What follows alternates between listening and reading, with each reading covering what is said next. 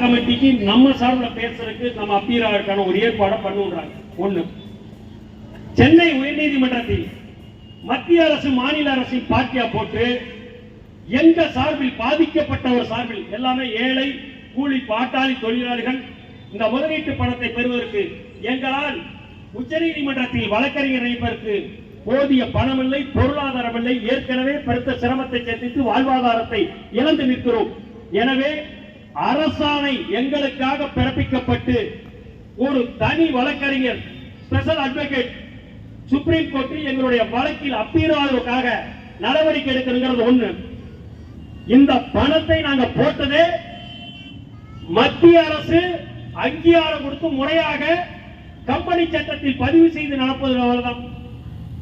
எனவே மத்திய மாநில அரசுகள் இதுக்கு பொறுப்பேற்று இந்த பணத்தை அரசுடைய பொது நிவாரண நிதி மாதிரி நமக்கு கொடுத்து விட்டு அதற்கு ஈடாக இந்த நிலங்களை எல்லாம் நீங்கள் பொறுமையாக கையப்படுத்தி விற்று அந்த பணத்தை பெற்றுக்கொள்ள நடவடிக்கை எடுக்கணும். ஒரு ரிட்ட போடும் அதுக்கு சரின்னு இருக்காங்க.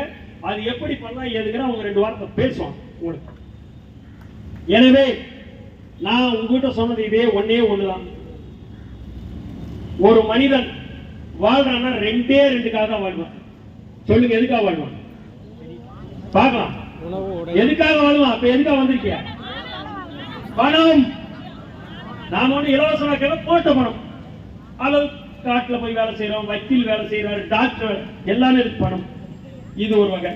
இன்னொரு வகை புகழ். இந்த 2க்கு தான் வந்து அவன் தலைவர். ஒரு தென்மையா எப்பா நம்ம கட்டாயம் சொல்றா, நம்மளை வாழ்க்கை சொல்றா, நம்ம சந்ததியை வாழ்த்தணும்டா அப்படிங்கிற வாழ்வு. ஒண்ணு பணம். எங்களுக்கு பணம் தேவையில்லை. நீங்க வாழ்த்தினியாவே என் பையன் புள்ள குட்டிய பேர பேச்சு எல்லாம் நீண்ட ஆயுளோடு நிறை செலவும் உயர் புகழ் மெய்ஞான ஓய்வு வாழும்.